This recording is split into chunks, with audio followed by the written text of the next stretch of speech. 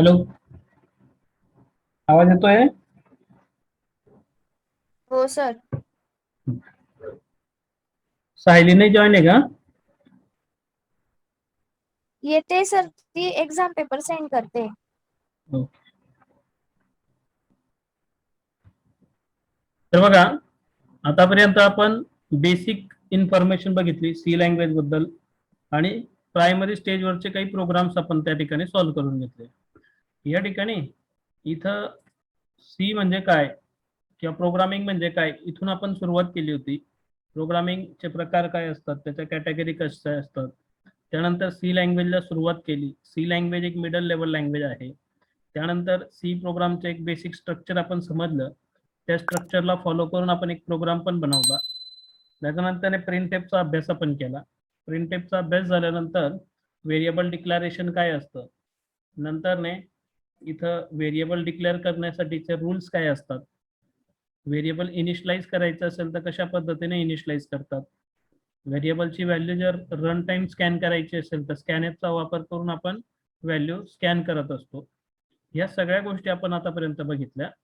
आता मला तुम्ही सांगा, जर व्हेरिएबल आपल्याला डिक्लेअर करायचं असेल तर त्याच्यासाठी कोणकोणते रूल्स असतात बरं?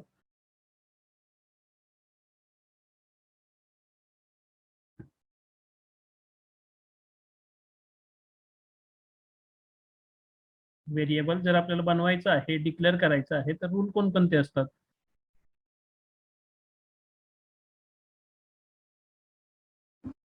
व्हेरिएबलचं नाव 8 पेक्षा जास्त कॅरेक्टर्स मध्ये नको. बरोबर. अजून? व्हेरिएबल्सला कीवर्ड्स नाही देऊ शकत. बरोबर. अजून? व्हेरिएबल्स मध्ये स्पेस नकोय. बरोबर. आणि अजून? त्याला अंडरस्कोर साइन लागते. बरोबर. अंडरस्कोर कंपल्सरी राहील का बरं? नाही सर, जर स्पेस द्यायची असेल तरच. तर बघा, व्हेरिएबल आपण बनवला. व्हेरिएबल बनवण्याची पद्धत म्हणजेच व्हेरिएबल डिक्लेरेशन. त्यासाठी असा सिंटॅक्स फॉलो केला जात असतो. तो आपण केला. डेटा टाईप आणि व्हेरिएबल नेम यूज करून व्हेरिएबल डिक्लेअर केला जातो. व्हेरिएबल डिक्लेअर करण्यासाठी काही रूल्स असतात. ते म्हणजे व्हेरिएबलचं नावाची सुरुवात तुमची अल्फाबेटने झाली पाहिजे. त्याच्यानंतर त्याच्यामध्ये कॉमा किंवा स्पेस वगैरे देता येत नाही. त्यामध्ये आपल्याला फक्त अंडरस्कोर हा एवढाच सिम्बॉल यूज करता येत असतो. अल्फाबेटच्या नावामध्ये आपल्याला काय म्हणतात, व्हेरिएबलच्या नावामध्ये आपल्याला अल्फाबेट्स असतील, डिजिट्स असतील किंवा अंडरस्कोर यांचा वापर करता येतो. ते नाव 8 कॅरेक्टरपेक्षा जास्त नको आणि एखाद्या कीवर्डचं नाव आपण व्हेरिएबलला नाही देऊ शकत. असे रूल्स फॉलो करून आपण व्हेरिएबल बनवतो. व्हेरिएबल जे बनवले जातात ते किती प्रकारचे बनवू शकतो आपण बरं?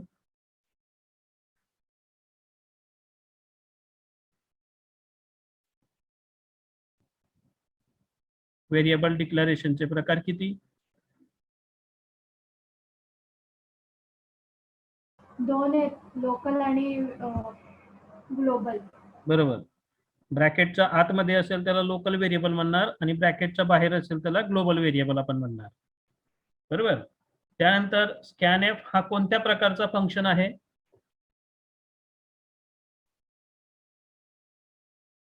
Input function. स्कॅनएफ हा इनपुट फंक्शन आहे. तो कोणत्या फाईल मधून घेतला जात असतो बरं? कोणत्या लायब्ररी फाईल मधून येतो? स्टँडर्ड stdio.h मधून. स्टँडर्ड IO.h मधून येतो, म्हणजे standard input input output dot header मधून येत असतो तो, है ना. त्यानंतर फॉर्मॅट कॅरेक्टर्स आपण बघितलेत. लॉंग डेटा टाईपचं फॉर्मॅट कॅरेक्टर काय बरं?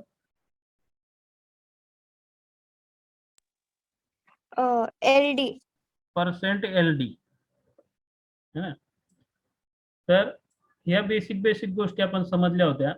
प्रिंटएफचा अभ्यास केला आपण. प्रिंटएफ एक आउटपुट फंक्शन होता, त्याला पण आपण अभ्यासलं. आता इथं आणखी काही बेसिक गोष्टी बघू. बघा, या ठिकाणी सी प्रोग्राम स्ट्रक्चर समजला. त्यानंतर सॅम्पल प्रोग्राम पाहिला. इथं जस्ट रिमेंबर, आपल्या प्रोग्राम मध्ये कमीत कमी एरर आले पाहिजे, तर त्यासाठी किंवा एरर नको यायला त्यासाठी या काही गोष्टी आपण लक्षात घेणार. जसं मेन फंक्शन हा प्रत्येक प्रोग्रामला कंपल्सरी असतो, हा मेन मुद्दा आहे. त्यानंतर जे कोड आहे, फंक्शनचं जे कोडिंग आहे तर ते कर्ली ब्रेसमध्ये आपण टाकतो. नंतर सर्व व्हेरिएबल्स जे आहेत तर ते फंक्शन डिक्लेरेशन नंतर लगेच तयार करावे लागतात. म्हणजे मेन फंक्शनचं कर्ली ब्रॅकेट ओपन केलं की आपल्याला व्हेरिएबल लगेच तयार करावे लागतील जर व्हेरिएबलची गरज असेल तर.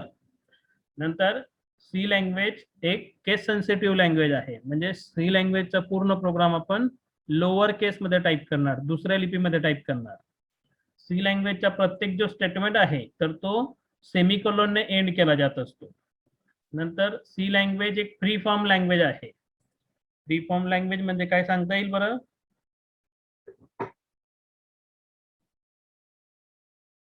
सांगितलं होतं मी तुम्हाला. हो सर, फ्री फॉर्म म्हणजे आपण तिला स्पेसची अशी काही एक मर्यादा नसते, आपण कसंही तिला हे करू शकतो, डेकोरेट करू शकतो, बघा म्हणजे कसंही लिहू शकतो आपण. हा, प्रोग्राम सुटसुटीत आपण लिहिला पाहिजे. त्यासाठी लाईन स्पेस तुम्ही दिले असतील किंवा टॅब स्पेस तुम्ही वापरले असतील तर ते प्रोग्रामच्या साईज मध्ये काउंट केले जात नाहीत.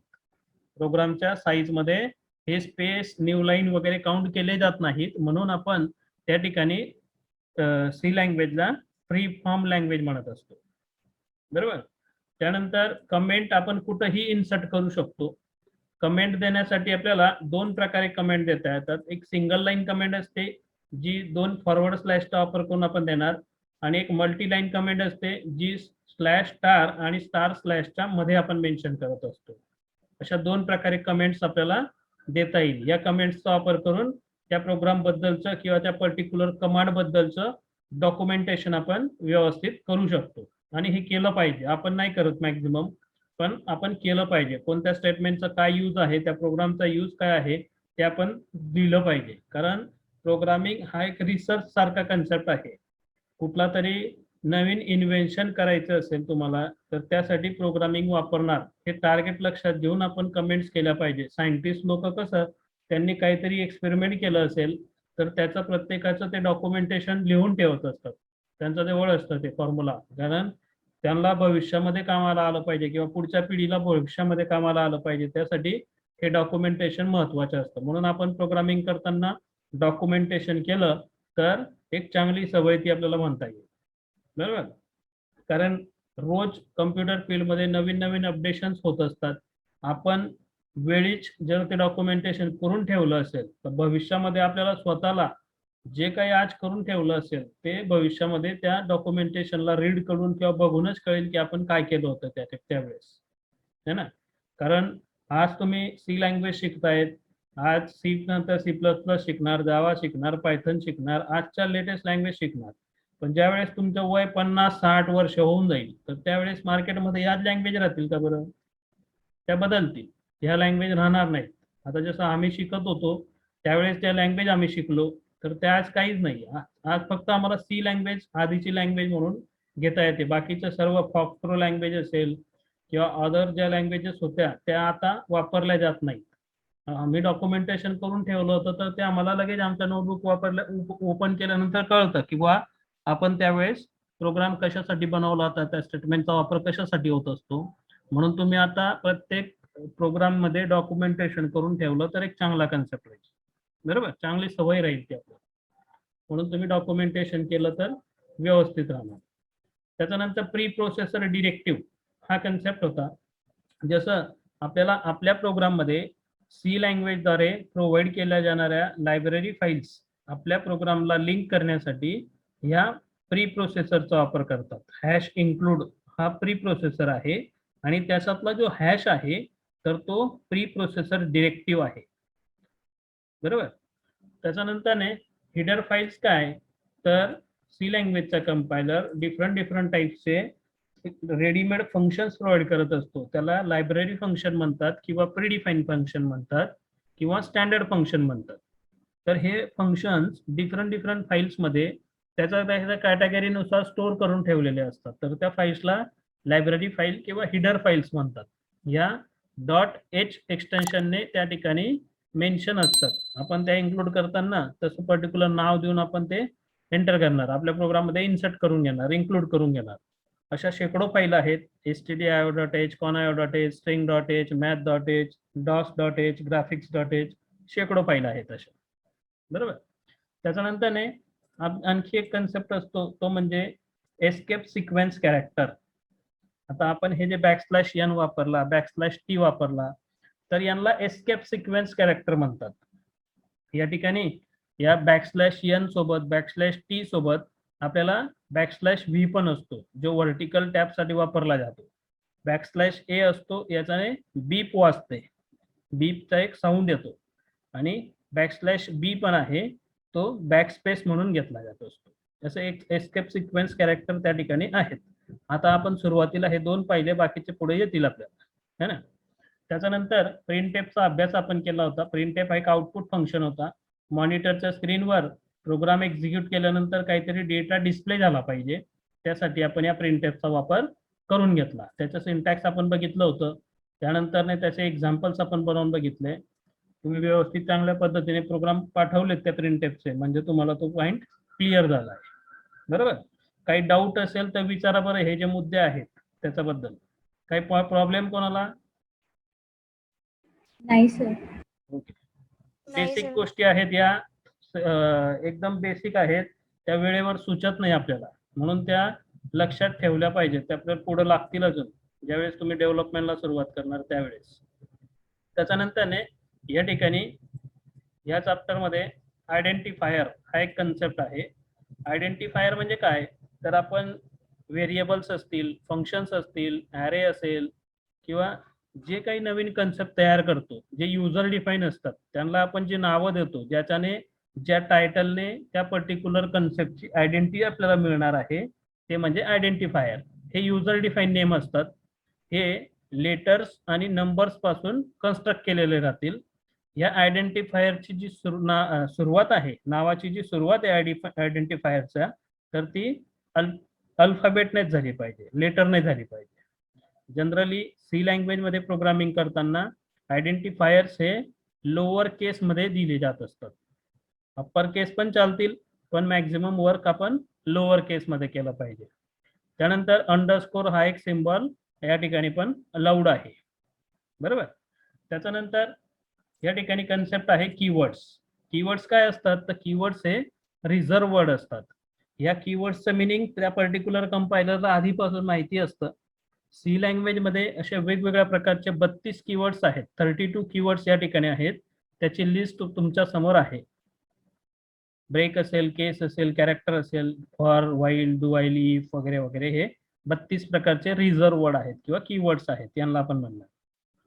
त्यानंतर व्हेरिएबल्स आपण समजलं होतं. व्हेरिएबल म्हणजे काय, तर प्रोग्राम एक्झिक्यूट असताना टेम्पररी डेटा स्टोअर करण्यासाठी मेमरी लोकेशनला आपण ही जी नावं देतो, यांना म्हटलं जात असतं व्हेरिएबल्स. हे लोकल आणि ग्लोबल असे 2 प्रकारचे असतात, ते आपण समजलं.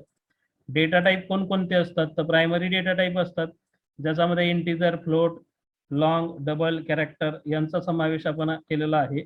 आणि दुसरा आहे डिराइव्ह डेटा टाईप किंवा सेकंडरी डेटा टाईप म्हणतात. याच्यामध्ये आपण ॲरे, स्ट्रक्चर, युनियन, पॉइंटर यांचा वापर करणार. हे पुढे एक एक सेपरेट चॅप्टर मध्ये आपल्याला शिकायचे राहतील, म्हणून इथं फक्त नावं या ठिकाणी मी मेन्शन केले. बरोबर. ते पुढे डीप मध्ये आपण शिकणार त्यांना. त्यानंतर हे एवढं झाल्यानंतर व्हेरिएबल डिक्लेरेशन काय, त्याचे रूल्स काय, व्हेरिएबलचं इनिशियलायझेशन काय, स्कॅनएफचा वापर कसा करायचा, ह्या गोष्टी आपण या ठिकाणी समजल्या. पहिल्याच दिवशी आपण कंपायलर काय असतो, इंटरप्रेटर काय असतो, हे पण आपण समजलं होतं. लायब्ररी फाईलला लिंक करण्यासाठीचा लिंकर असतो. ह्या सगळ्या गोष्टी थेरॉटिकल आहेत आणि आपण प्रॅक्टिकलला सुरुवात केली होती. मी तुम्हाला एक प्रोग्राम बनवून दाखवला होता, कुठल्या तरी 2 नंबरचं ॲडिशन करण्यासाठीचा. आता तुम्ही जे प्रोग्राम बनवले ते व्यवस्थित होते, सर्व प्रोग्राम जवळजवळ चांगले होते आणि व्यवस्थित बनवलेले होते. आता याच्यात तुम्हाला काही गोष्टी लक्षात घ्याव्या लागतील, की प्रोग्राम बनवताना जिथं गरज असेल ब्रॅकेट्सची, तर ते ब्रॅकेट्स आपण व्यवस्थित टाकले पाहिजे. बरोबर. नाहीतर मग त्या ठिकाणी आउटपुटमध्ये घोळ होत असतो. डेटा टाईप व्यवस्थित सिलेक्ट करता आले पाहिजे आपल्याला. आता तुम्ही बनवले, बाकीच्यांनी व्यवस्थित टाकलेलं होतं, आता बाकीचे समीर आणि ते थोडेसे पहिल्यांदा प्रोग्रामिंग बघतायत, तर त्यांच्याकडून चुका होतील, त्या आहेत. बरोबर. ते चालेल, कारण ते आता पहिल्यांदा प्रोग्रामिंग करतायत तुम्ही लोक. बरोबर. तर आता या ठिकाणी मी आणखी एक सिंपल प्रोग्राम दाखवतो. प्रोग्राम कशा पद्धतीने तयार करायचा आहे ते तुम्हाला लक्षात येईल आणि जे प्रोग्राम तुम्हाला इथं करता येत नसतील किंवा जमले नसतील तर ते या ठिकाणी सॉल्व्ह करून दाखवेन मी, है ना.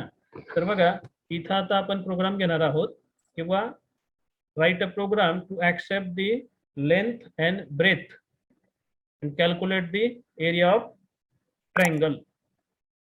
लेंथ बेस आणि हाईट घ्यायची आहे आणि मग त्याच्यापासून ट्रायंगलचा एरिया कॅल्क्युलेट करू. रेक्टँगलचा नाही घेणार आपण, बेस आणि हाईट आपण घेणार. तर बघा डायरेक्ट कंपायलरला दाखवतो.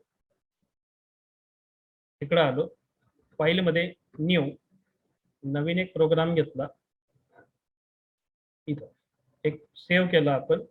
इथं घेतलं समजा today1.c. ओके.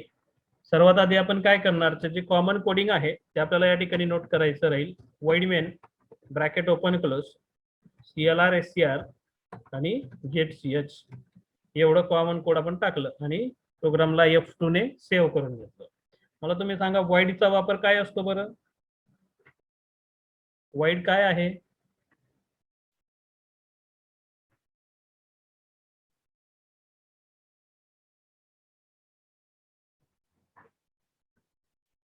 हॅलो,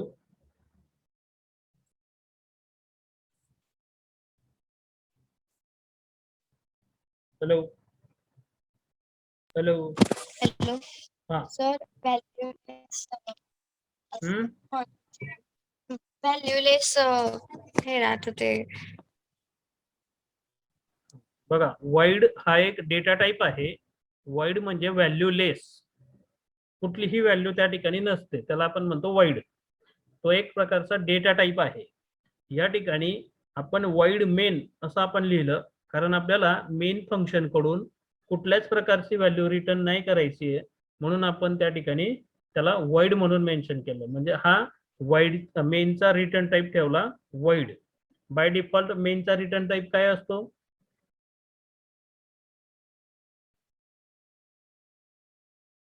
मेन फंक्शनचा बाय डिफॉल्ट रिटर्न टाइप हा इंटिजर असतो. तुम्ही इंटिजर द्या की नका देऊ. जर आपण या ठिकाणी फक्त मेन लिहिलं असतं तर त्या तिथं मेन फंक्शनचा रिटर्न टाइप हा इंटिजर कन्सिडर झाला असता. म्हणून या ठिकाणी आपण void main घेतला कारण आपल्याला व्हॅल्यू रिटर्न नाही करायची. तर एवढं आलं. आता आपल्याला करायचं काय, तर आपल्याला ट्रायंगलचा एरिया कॅल्क्युलेट करायचा आहे. कमेंट दिलं वरती आपण, write a program to calculate the area of triangle.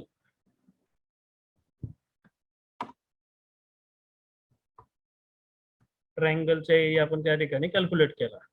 आता इथं एवढं आल्यानंतर ओके, ट्रायंगलच्या एरियासाठी फॉर्म्युला काय राहील, तर area of triangle equal to 1/2 म्हणजे 0.5 इंटू बेस इंटू हाईट.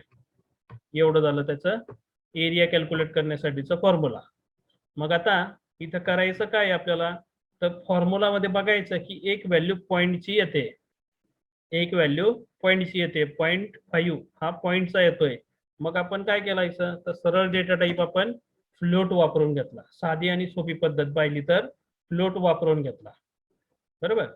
आता याच्यामध्ये आपण इक्वल टू च्या राईट साईडला 0.5 आहे ती फिक्स व्हॅल्यू आहे, त्याच्याबद्दल आपल्याला कुठला व्हेरिएबल घ्यायची गरज नाही. बेस आहे आणि हाईट आहे म्हणून आपण float base comma height, base बद्दल बी आणि हाईट बद्दल एच असे व्हेरिएबल्स घेतले. त्यानंतर इक्वल टू च्या लेफ्ट साईडला एक व्हेरिएबल आहे तो म्हणजे ए, तर या ठिकाणी ए व्हेरिएबल घ्यायचा. नंतर ने स्क्रीन क्लिअर झाली की इथं मेसेज आला पाहिजे. काय करायचं आपल्याला, तर बेस आणि हाईटची व्हॅल्यू माहिती नाहीये, ती कीबोर्डने रन टाइम स्कॅन करायची आहे. म्हणून आपण या ठिकाणी मेसेज प्रिंट करणार, printf \n enter the base. बेसची व्हॅल्यू स्कॅन करण्यासाठी मेसेज दिला एंटर दी बेस. मग त्याला स्कॅन करायचं असेल तर स्कॅन एफ %f आणि ऍड्रेस ऑफ पी असं कंटिन्यू लिहा. या स्कॅन एफ मध्ये स्पेस वगैरे कुठं द्यायचा नाही, इथं पण असा पण स्पेस नाही द्यायचा, कंटिन्यू लिहून टाकायचं त्याला. त्यानंतर ने इथं आलो, printf \n एंटर दी हाईटची व्हॅल्यू आपण स्कॅन करणार. Scan F %f address of H आपण घेतला आणि त्याला सेव्ह केलं. बरोबर. एवढं झाल्यानंतर आता आपल्याला काय करायचं, इनपुट दिलं. इनपुट दिल्यानंतर प्रोसेस दाखवायची आहे.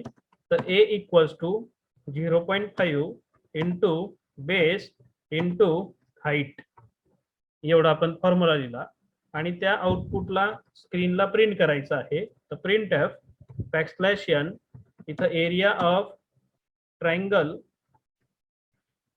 इक्वल टू %f आणि इथं घेतला a. याला F2 ने सेव्ह केला प्रोग्रामला आणि कंट्रोल F9 ने रन केलं. तर इथे विचारलं जाईल एंटर दी बेस. बरोबर. जे इनपुट द्यायचं आहे, इनपुट ज्याबद्दल द्यायचं आहे तर तसा मेसेज या ठिकाणी आला पाहिजे. तुम्ही इथं मेसेज दिला असता एंटर फर्स्ट नंबर आणि बेस दिला असता तर ते फक्त तुम्ही बनवलं प्रोग्राम, तुम्हाला कळेल की बुवा इथं बेस एंटर करायचा आहे. पण ते एंटर दी फर्स्ट नंबर याच्यावरून आपल्याला कळत नाही की बेस एंटर करायचा आहे. म्हणून क्लिअर कट द्या. इनपुट जे आहे ना द्यायचं तेच मेसेज या ठिकाणी आलं पाहिजे. आउटपुट तर दाखवून देईल तुम्हाला, पण तुमचा पुरता तो प्रोग्राम लिमिटेड राहील. आपल्याला असं नाही करायचं आहे. आपल्याला काय करायचं आहे, डेव्हलपमेंट शिकायचं आहे. डेव्हलपमेंट पुढे जाऊन शिकायचं आहे आणि जे डेव्हलपमेंट आपण करणार तर ते आपल्या क्लायंटच्या मर्जीनुसार आपण करणार. क्लायंटची जशी डिमांड राहील, क्लायंटची जशी रिक्वायरमेंट राहील तर त्याला लक्षात घेऊन आपल्याला पुढचं डेव्हलपमेंट भविष्यामध्ये करायचं आहे. बरोबर. बघा, डेव्हलपमेंट करताना, प्रोग्रामिंग करताना आपल्याला काय आवडतं तर ते नाही बघायचं राहणार. आपल्या क्लायंटला काय आवडतं आणि त्याचं कशामध्ये टार्गेट आहे, म्हणजे त्याचा उद्देश काय आहे तो साध्य झाला पाहिजे. ते मेन हेतू टार्गेट समोर ठेवायचं, त्यानुसार प्रोग्रामिंग करायचं. बरोबर. तर ह्या ठिकाणी एंटर दी बेस, आपण बेस दिला 10 आणि एंटर दी हाईट समजा दिली 5 आणि एंटर. तर या ठिकाणी 5 इंटू 10 50 आलं आणि तो अर्धा आहे त्याच्याने मल्टिप्लाय केलं 25. त्या ठिकाणी ट्रायंगलचा एरिया कॅल्क्युलेट झाला. एवढं आउटपुट आपल्याला मिळालं. बरोबर. आता इथं आपण व्हॅल्यू दिल्या इंटिजर टाईपच्या या ठिकाणी, पण डेटा टाईप दिला तर त्याला फ्लोट. मग आपण पॉईंटच्या व्हॅल्यू देऊ शकतो का इनपुट म्हणून, तर आपण फ्लोट सरळसट सर्वांना वापरला आहे. म्हणून आपण पुन्हा रन केला प्रोग्राम आणि इथं दिलं 2.3 हा बेस दिला आणि हाईट दिली 1.9. एंटर. येईल का आउटपुट बरं?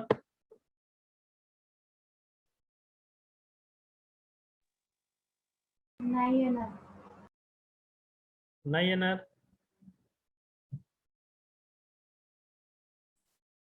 समीर, आउटपुट येईल का? येईल. आउटपुट आपल्याला मिळेल कारण आपण सर्व डेटा टाईप जे आहेत ते फ्लोट मध्ये घेत. सर्व व्हेरिएबल हे फ्लोट डेटा टाईप वापरून बनवलेले आहेत. म्हणून इथं बेस आणि हाईटच्या व्हॅल्यू तुम्ही इनपुट म्हणून फ्लोट मध्ये जरी दिल्या तरी पण त्याचा आउटपुट आपल्याला कॅल्क्युलेट करून व्यवस्थित देणार. बरोबर.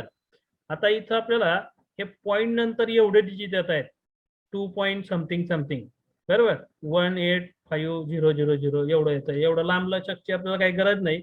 आपल्याला शॉर्ट करायचं आहे. पॉइंट नंतर एवढे डिजिट नको यायला बुवा. मग तिथं आपण काय करणार, आपण ठरवणार की किती डिजिट आपल्याला हवेत. मग आपण या ठिकाणी इथं आपण प्रिंट करत आहोत enter the area of triangle equal to %f. इथं फक्त %f लिहिला आहे. इथं काय करायचं 0.0 असं आपण घेतला है ना. %.0f असं आपण जर घेतलं आणि रन केलं. आता इथं तुम्ही काहीतरी नंबर दिला, 3 दिला आणि 6 दिला. एंटर. बघा आता त्याने काय केलं, त्या आउटपुट मध्ये ते पॉइंट उडवून दिलं डायरेक्ट. डेसिमल पॉइंटच्या व्हॅल्यू येणारच नाही कारण तुम्ही पॉइंट तिथं 0 मेन्शन करून दिला. पॉइंट नको यायला बुवा.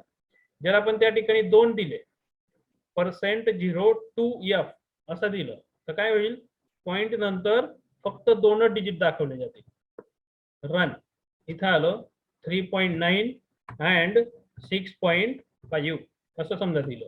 बघा आता या ठिकाणी 12.68 एवढं फक्त दाखवलं. ते पुढचे जे डिजिट असतील ते सगळे हाईड करून टाकले कारण आपण फॉर्मॅट दाखवताना फॉर्मॅट कॅरेक्टर घेतला %02f म्हणजे पॉइंट नंतर फक्त 2 डिजिट घेतले पाहिजे बुवा असं.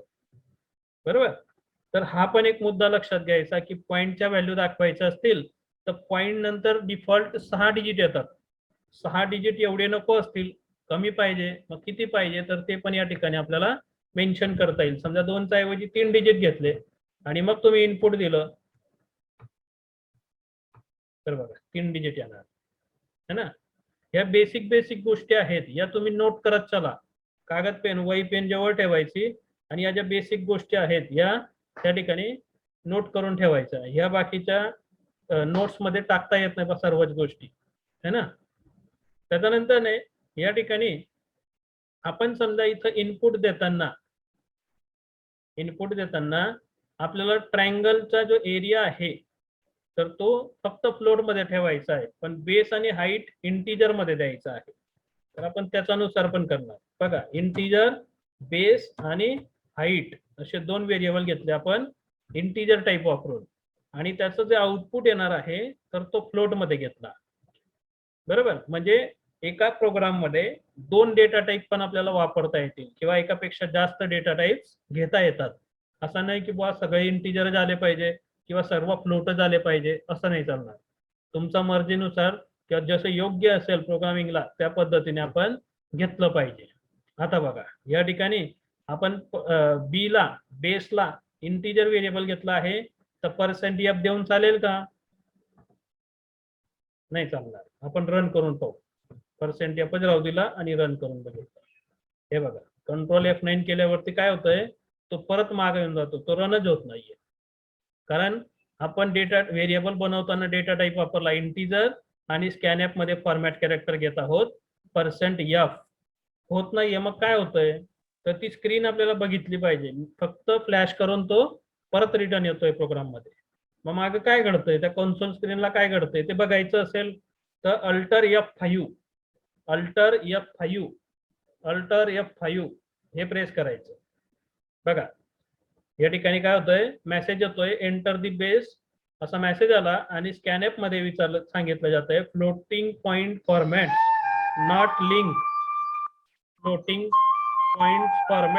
नॉट लिंक असं त्या ठिकाणी दाखवलंय. अबनॉर्मल प्रोग्राम टर्मिनेशन असं त्या ठिकाणी डायरेक्टली दाखवलं गेलं. बरोबर, म्हणजे इथं लक्षात येईल तुम्हाला की बुवा इथं फ्लोटिंग पॉइंट बद्दल काही प्रॉब्लेम आहे. मग इथं तुम्ही %f काढून %d करा आणि मग रन करा. बघा आता या ठिकाणी आलो, बेस विचारला. समजा आपण बेस दिला, इंटिजर व्हेरिएबल घेतलाय बेसचा आणि इथं तुम्ही 4.5 टाईप केला, एंटर केलं. बघा तो डायरेक्ट रिटर्न येऊन गेला, त्याने हाईट विचारलीच नाही. बरोबर, आता हाईट विचारली नाही मग झालं काय, त्याने काय केलं का तर अल्टर F5 पुन्हा प्रेस करायचं. बघा परत काय आलं, floating point format link abnormal program termination. बरोबर, डिस्कनेक्ट झालं तर परत रिकनेक्ट करा. आता आपल्याला काय राहिलं तर या ठिकाणी हे पण खालचं पण %d केलं. रन. आता दिला आपण 4.5. बघा त्याने काय केलं, आता या ठिकाणी बेस आपण दिला 4.5, इंटिजर व्हेरिएबल घेतलाय आणि पॉइंटची व्हॅल्यू देतोय. तर त्याने काय केलं, डायरेक्टली आउटपुट दाखवलं. काहीतरी गार्बेज व्हॅल्यू उचलून त्यांनी देऊन दिली आपल्याला. त्याने हाईट साठी तो थांबलाच नाही कारण त्याला व्यवस्थित फॉर्मॅट नाही मिळालं. बरोबर, म्हणून आपण काय करायचं तर तुम्ही डेटा टाईप जसा दिला आहे त्याचा फॉर्मॅट कॅरेक्टर जसा दिला आहे त्यानुसारच इनपुट झालं पाहिजे. हे बघा हे आलं, इथं पण आलो, या पद्धतीने हे आउटपुट आता आपल्याला मिळालं. बरोबर, आता हे जे एरर्स येतात म्हणजे आता आपण जसं इथं काहीतरी सेमिकोलन वगैरे मिस केला, सेमिकोलन समजा मिस केला आणि प्रोग्राम कंपाईल केला तर कंट्रोल F9 केल्यानंतर एरर दाखवला. तर हा जो एरर येतो याला सिंटॅक्स एरर म्हणतात. आपल्या टायपिंग मिस्टेक मध्ये प्रोग्राम टाईप करताना काही मिस्टेक झाली तर त्यावेळेस जे एरर येतील ते म्हणजे सिंटॅक्स एरर किंवा कंपाईल टाइम एरर म्हणतात त्यांना. आणि प्रोग्राम कंपाईल टाइम एरर काहीच नसतील, प्रोग्राम कंपायलेशन करताना एरर काहीच नसतील, पण प्रोग्राम रन केल्यानंतर जे एरर येतील तर त्यांना आपण म्हणणार रन टाइम एरर्स. जसा हा डेटा एरर आहे, आपल्याला इंटिजर द्यायचं आहे पण आपण फ्लोट व्हॅल्यू दिली, आउटपुट तर दाखवलं पण ते त्याने रॉंग दाखवलं. बरोबर, तर याला म्हटलं जातं असतं रन टाइम एरर. आणि त्याच्यात पण रन टाइम एरर मध्ये दोन प्रकार असतात, एक डेटा एरर असतो आणि एक लॉजिकल एरर असतो. बरोबर.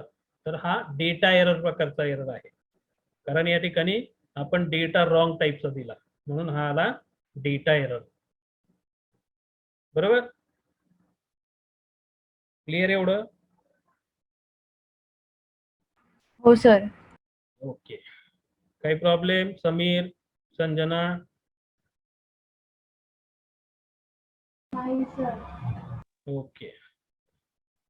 हे पॉइंट्स, छोटे छोटे पॉइंट्स नोट करत चला. हा, त्याच्यानंतर ने इकडं अजून एक पॉइंट या प्रोग्राम मध्येच, किंवा आपण ज्या वेळेस व्हेरिएबल डिक्लेअर केले तर त्यावेळेस बघितलं की व्हेरिएबल बनवताना हे फंक्शन डिक्लेरेशन नंतर लगेच बनवावे लागतात.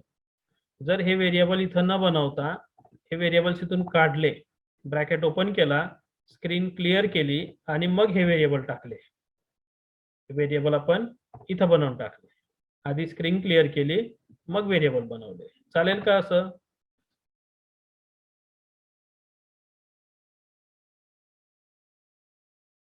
काय होईल बरं?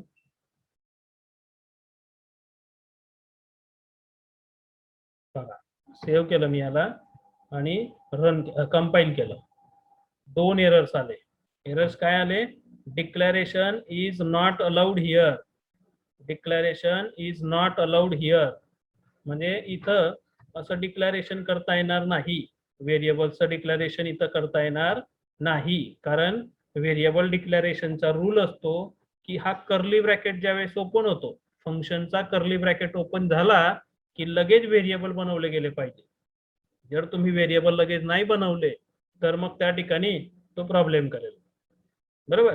कारण सी असं का होतं? कारण सी एक प्रोसिजरल लँग्वेज आहे, सी एक सिक्वेन्शियल लँग्वेज आहे, त्याचा जो प्रोग्राम आहे तर तो टॉप टू बॉटम अप्रोच मध्ये एक्झिक्यूट केला जात असतो. म्हणून इथं फंक्शन डिक्लेरेशन झालं म्हणजे मेन फंक्शनचा कर्ली ब्रॅकेट ओपन झाला की व्हेरिएबल लगेच तयार करून घ्यायचे, भले तुम्ही त्यांना खाली वापरत असणार, पण इथं व्हेरिएबल आधी झाले पाहिजे आणि मगच बाकीच्या कोडिंगला आपल्याला सुरुवात करता येणार, कारण सी एक प्रोसिजरल लँग्वेज आहे किंवा सिक्वेन्शियल लँग्वेज आहे. म्हणून कम्प्लीट एवढं? हो सर. आता बघा, या ठिकाणी मी प्रोग्राम करतोय, प्रोग्रामिंग करताना एरर्स पण येतात, तर एरर्स जे आहेत ते पण तुम्हाला लक्षात असले पाहिजे की कुठला एरर कुठल्या सिच्युएशन मध्ये येतो. बरोबर. तर इथं काय करायचं, आता मी तुम्हाला सांगितलं त्या दिवशी प्रॅक्टिस करा. बरोबर. तर तुम्ही काय केलं, 2 दिवस मस्त आराम करून घेतला असेल, प्रॅक्टिस नाही केली, प्रॅक्टिस आज सकाळी चालू केली, कारण प्रोग्राम सोपे आहेत, तुम्ही बघून घेतलं प्रोग्राम सोपे आहेत, लगेच होतील. बरोबर. पण फक्त जे टार्गेट दिलं आहे ते टार्गेट अचीव नाही करायचं आपल्याला, त्या टार्गेटला कमीत कमी कोडिंग मध्ये आपल्याला आणण्याचा प्रयत्न करायचा. चांगला प्रोग्रामर कोणाला म्हणतात? तर आपल्याला दिलेलं टास्क कमीत कमी कोड मध्ये आणि कमीत कमी वेळामध्ये आपल्याला अचीव करता आलं पाहिजे, कारण एक कन्सेप्ट, एक प्रोग्राम तुम्हाला डिफरंट टाइप्सने डिफरंट पद्धतीने बनवता येऊ शकेल. बरोबर. मग त्याच्यातनं पण तुम्हाला कमीत कमी मेहनतीमध्ये कमीत कमी साईज मध्ये प्रोग्राम तयार करता आला पाहिजे, आणि प्रत्येक स्टेटमेंटचं त्या ठिकाणी तुम्हाला यूज समजला पाहिजे, प्रत्येकाचा यूज कशासाठी होतोय, कसा होतोय, का केला जातोय, ह्या सगळ्या गोष्टी आला पाहिजे तुम्हाला. आता जसं या ठिकाणी शॉर्टकट सांगायचं जर झालं ना, तर प्रोग्रामिंग शिकण्यासाठी प्रोग्रामिंग मध्ये काड्या करा. लहान मुलं असतात बघा, ते काय करतात, त्यांना जर काही खेळणं दिलं तुम्ही नवीन आणून ना, तर ते काय करतात, ते पहिले त्याला उघडतात. एखादी गाडी जर दिली ना त्याला रिमोट वगैरेची, तर तो सगळी गाडीचे पार्ट वेगळे करतो आणि मग त्याला जोडत बसतो. ते बारीक पोरग आहे ना, कधीच चांगल्या पद्धतीने गाडी खेळणार नाही. बरोबर.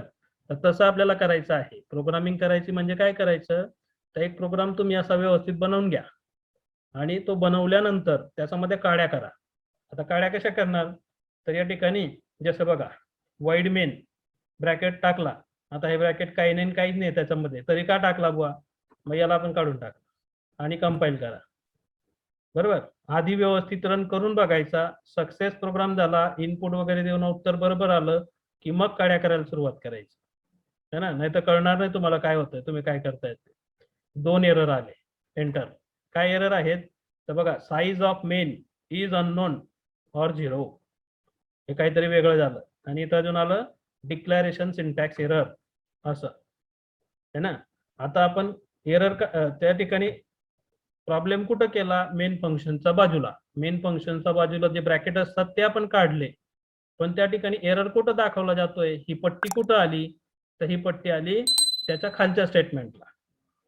म्हणून एक लक्षात घ्यायचं की जिथं एरर असेल तर तिथं किंवा मग त्याच्या खालच्या लाईनला एरर दाखवला जात असतो.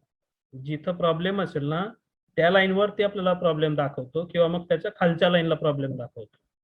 बाकीच्या एकदम खाली पण नाही दाखवणार आणि वर पण दाखवणार नाही. ज्या स्टेटमेंटला आहे त्या करंट स्टेटमेंटला दाखवेल आणि त्या लगेच त्याच्या खालच्या स्टेटमेंटला तो प्रॉब्लेम दाखवत असतो. म्हणून जास्त इकडे तिकडे फिरण्याची गरज नसते की आपल्याकडून काहीतरी एरर आले बुवा आणि मग ते कुठं शोधायचे, तर पूर्ण प्रोग्राम नाही शोधायचे, त्या ठिकाणीच शोधा फक्त जिथं तुम्हाला ती पट्टी दाखवली जाते.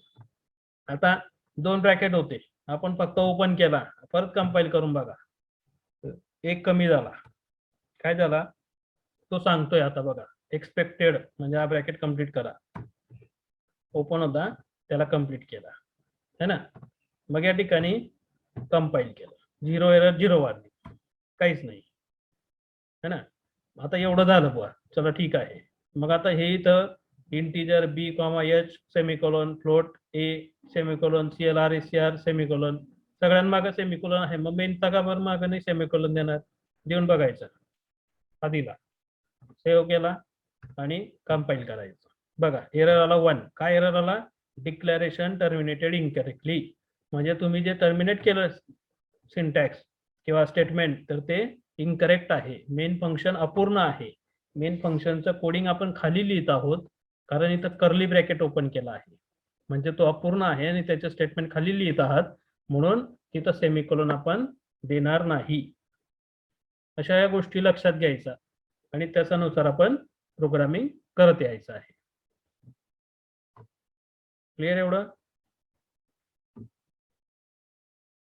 डिस्कनेक्ट झाला की परत रिकनेक्ट करा. हा, अजून काही मुद्दे आपण समजू त्या प्रोग्राम मध्ये.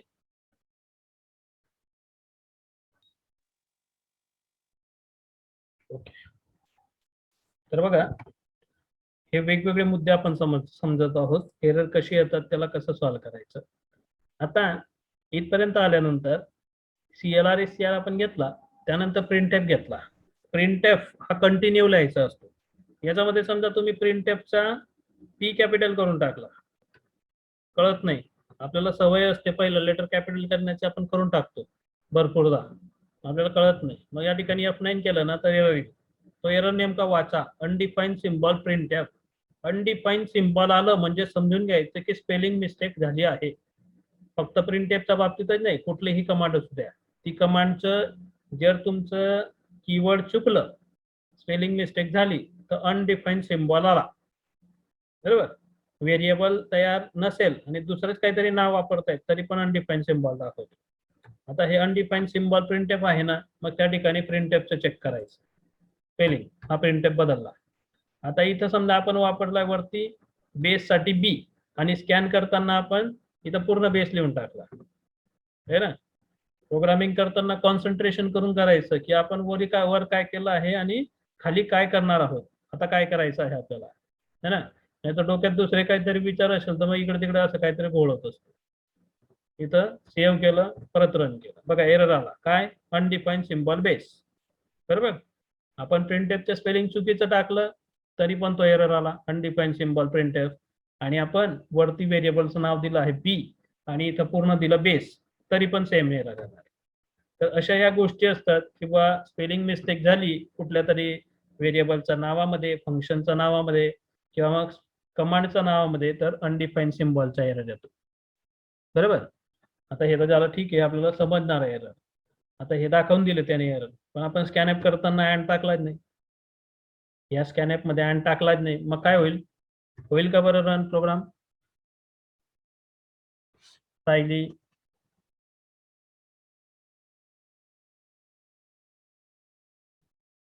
सायली प्रोग्राम रन होईल का.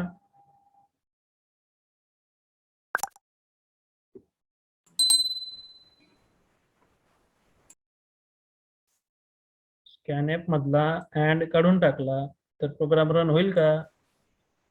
नाही सर, मग काय होईल? ते बेसची व्हॅल्यू त्यात स्टोअर नाही होणार ना. मग काय होईल बरं? एरर दाखवेल का काही?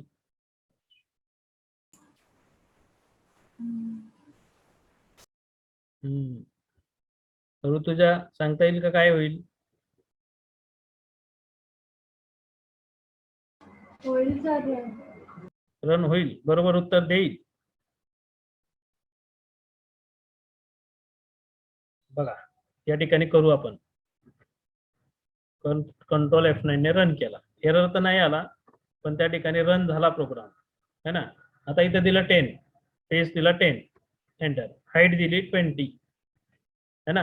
आउटपुट किती आलं पाहिजे आपल्याला? 10 पेज दिला आणि हाईट 20 दिली. ट्रायंगलचा एरिया किती आला पाहिजे समीर?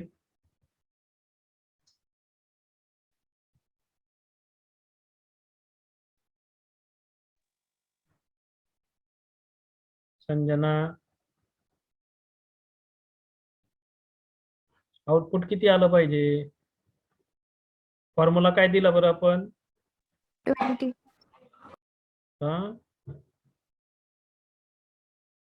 सर. 20.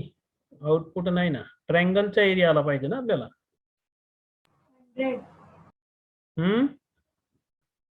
सॉरी सर, मी रेक्टँगल सांगत होते. ट्रायंगलचा एरिया काय येणार?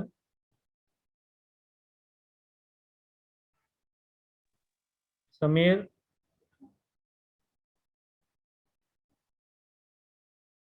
फॉर्म्युला काय दिला बरं आपण? फॉर्म्युला लक्षात येतोय ट्रायंगलच्या? Half into base into height. Half into base into height. आता बेस इंटू हाईट फक्त किती झाले बरं? आपल्या समोर आहे बेस इंटू हाईट किती झाले बरं? 200. 20. नाही नाही, बेस सॉरी सर, 200. 200, 300, 200. 200 ना. हा 100. हा, 10 इंटू 20, बेस इंटू हाईट फक्त झालं 200 आणि ट्रायंगलचा एरिया आहे म्हणून आपण त्याला हाफने पुन्हा मल्टिप्लाय करणार. 200 ला हाफने मल्टिप्लाय केलं म्हणजे त्या ठिकाणी होणार 100. 100 आउटपुट आपल्याला एक्सपेक्ट आहे, 100 आलं पाहिजे. आता एंटर करू आपण. तर बघा 100 सोडून दिलं त्याने, डायरेक्ट काहीतरी वेगळंच आउटपुट दिलं, 0.00 दाखवून दिलं है ना. तर हा प्रॉब्लेम कशामुळे आला? तर हा प्रॉब्लेम आला आपण स्कॅनएप देताना जो व्हेरिएबल घेतला बी बेस साठीचा त्याला अँड नाही दिलं.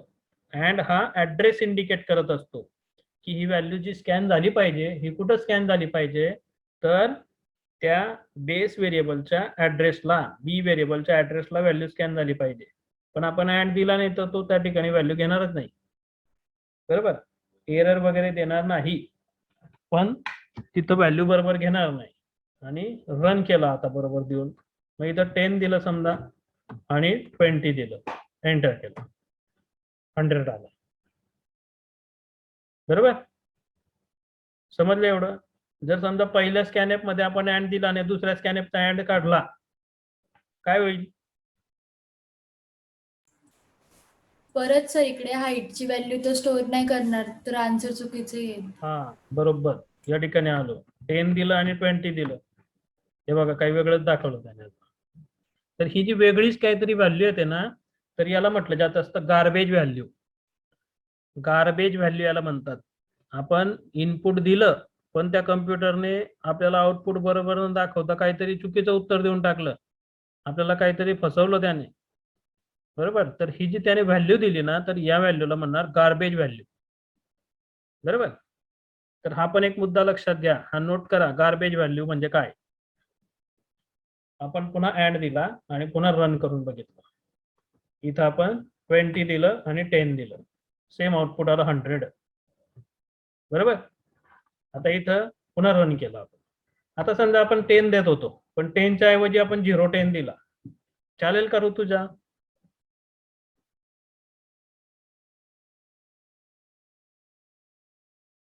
0.10 दिलं किंवा 0010 दिलं, सायली चालेल का? हो सर चालेल. आणि कसं आउटपुट देणार मग ते आता बरं? असं दिलं समजा तर आउटपुट काय येणार? तेच येईल ना sir 200. 200 final, sorry 100. 100 final answer हा. येणार. बरोबर. म्हणजे आपण जर समजा व्हेरिएबल घेतले आहेत, व्हॅल्यू त्याला दिली आणि पुढं जे व्हॅल्यू आपण मेन व्हॅल्यू देतोय त्याच्या आधी काहीतरी झिरो लावून दिलं तुम्ही, किती पण झिरो लावा, त्याला काही लिमिट नाही, तर त्याच्यामध्ये काही आपल्याला वेगळेपणा नसतो. जे ओरिजिनल आहे त्याच व्हॅल्यू कन्सिडर केल्या जातात आणि त्यानुसार आपल्याला आउटपुट दिलं जात असतं. बरोबर. तर असे हे भरपूर मुद्दे आहेत, असे भरपूर क्वेश्चन तुम्ही स्वतः तयार करू शकतात आणि या प्रोग्राम मध्ये काळ्या करू शकतात. बरोबर. तुम्ही सगळ्यांनी प्रोग्राम केले, आता 5 मिनिटामध्ये तुम्ही 5-10 मिनिटात आहे ना सगळे प्रोग्राम 4-5 प्रोग्राम टाकले. तुम्ही काय केलं, वरून खालपर्यंत सरसकट टाईप करून टाकलं. तेव्हा आता काय करा, ते सगळे प्रोग्राम तुम्ही आज ओपन करायचे परत, है ना, जे जे केले ते, आणि त्या प्रोग्राम मध्ये अशाच काड्या करून बघा. मी जसं आज सांगितलं ना तसंच करायचं. नवीन प्रोग्राम आपण उद्या घेणार. आज तुम्ही जे प्रोग्राम मला पाठवले ना त्या सगळ्यांना ओपन करा आणि अशाच काहीतरी प्रॉब्लेम करून ठेवा. आता जसं समजा आपण काय केलं, तर बुवा इथं हा आउटपुट प्रिंट करताना इथं %.3f असं टाकला, है ना, म्हणजे काय झालं, पॉईंट नंतरचे डिजिट कमी झाले. मग आपल्याला इच्छा करायची, आपली इच्छा अशी पण होऊ शकते ना, किंवा %.d असं लिहिलं, काय होणार, किंवा %.0.d असं लिहिलं. %f बद्दल तर आपण वापरून पाहिलं सोबत, त्या %f सोबत पॉईंट वापरून बघितलं. मग याच्या सोबत इंटिजर सोबत पण वापरून बघू, आपल्याला कुठे पैसे लागणार आहेत, काय होईल बरं. हे बघा, त्याने घेतलं नाही, वेगळंच काहीतरी दिलं त्याने, है ना. असं म्हणजे अशा डिफरंट टाईपने तुम्ही प्रॅक्टिकल परफॉर्म करा. चाळून टाका, त्या पूर्ण प्रोग्राम्सला चाळून टाका वरून खालपर्यंत, है ना. जर इथं समजा वाईड पण टाकला आणि खाली रिटर्न 0 पण टाकला, केट सीएस काढला, हा कर्ली ब्रॅकेट समजा इथं बंद केला, बंद करायला काढून टाकला, परत रन केलं, एरर येणार, है ना. आता तुम्ही काय करा, इथं क्लोज कर्ली ब्रॅकेट आहे ना, क्लोज कर्ली ब्रॅकेटच्या ठिकाणी ओपन कर्ली ब्रॅकेट टाका, आणि जे ओपन आहे ना त्या ठिकाणी क्लोज टाका. असं येड्यासारखं काय पण करायचं त्या ठिकाणी, है ना. प्रोग्रामर हा येडा असतो, असं झाला तुम्ही एक प्रकारे आज. आणि असे एरर करून बघा. 11 एरर होऊन गेले, एकच फक्त उलट सुलट केलं आपण तर 11 एरर होऊन गेले डायरेक्टली. बरोबर. आणि काय करायचं, एकदम सगळे बदल नाही करायचे, हा, नाही तर डायरेक्ट कन्फ्युज होऊन जाणार तुम्ही. एक बदल करायचा, तो बदल केलेला करून बघायचा की आपण परत जसं तसा प्रोग्राम रन करून पाहायचा, चेक करून पाहायचा, नाही तर बस सरांनी सांगितलं इकडे तिकडे सगळं घोळून जाईल, डोक्याच्या बोका पडेल. तसं पण करू नका. हे बघा, आता आपण 6 आणि 8 दिलं, त्याने डायरेक्ट नन करून दिलं, परत रन केलं, हे आलं बरोबर.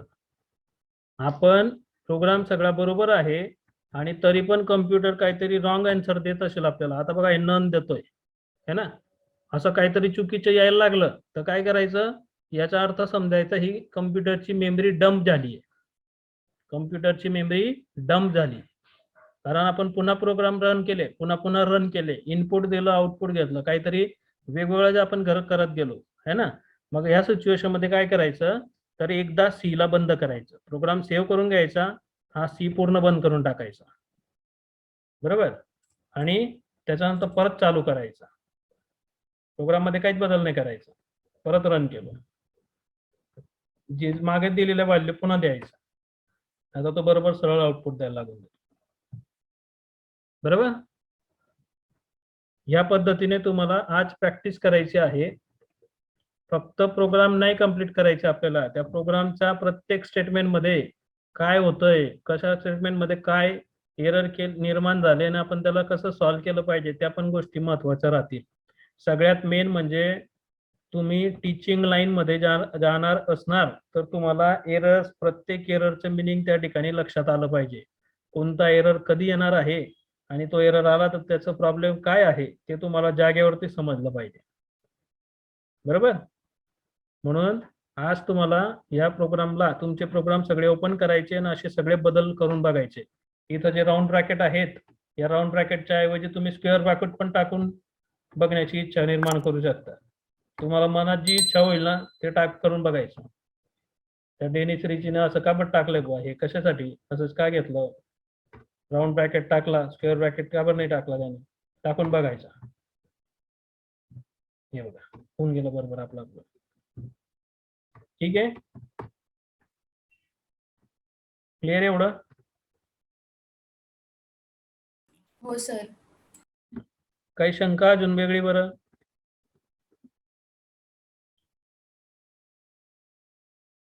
समीर काही प्रॉब्लेम?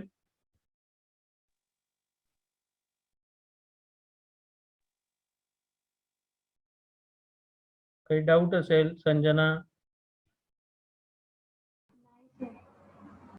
ओके, प्रॅक्टिस करा, भरपूर करा. तुमच्या एक्झाम झाल्या का बरं? त्या एक्झाम होत्या त्या सर्व? हो सर.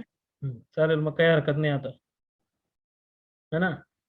चांगलं पद्धतशीर 2 तास वेळ काढून बसा आणि सगळे प्रोग्राम चाळून टाका, डायरेक्ट क्लिअर होऊन जाईल. मग उद्यापासून आपण हे पुढचे मोठमोठाले प्रोग्राम घेऊ, है ना. थांबू इथं मग? हो सर. चालेल. तुम्हाला काही डाऊट वाटला किंवा शब्द तर आठवला, जसं गार्बेज व्हॅल्यू आठवली, गार्बेज व्हॅल्यू, आणि तुम्हाला समजत नाही वेळेवर, तर मेसेज टाकून द्यायचा, है ना. गार्बेज व्हॅल्यू क्वेश्चन मार्क असं टाकून द्यायचं डायरेक्ट, आणि ग्रुपवर शेअर करा. तुमचे प्रोग्राम आहेत ना, ग्रुपवर येऊ द्या, इंडिव्हिज्युअल येण्यापेक्षा, म्हणजे आपलं त्या ठिकाणी दुसऱ्यांना पण ते मदत होईल. आता जसं संजनाने काही प्रोग्राम बनवला आणि तो समीरला समजत नसेल तो बनवताना, तर समीर तो प्रोग्राम बघून काहीतरी त्याच्यावर कमेंट करू शकेल किंवा काहीतरी डिस्कशन आपण करू शकतो डायरेक्ट ग्रुपवर, है ना. म्हणून तुम्ही सॉल्व्ह केलेले प्रोग्राम ग्रुपवरती टाकत चला, ते अजून आपल्याला फायद्याचं ओके राहील. सर. चालेल, मग थांबतो हा इथं.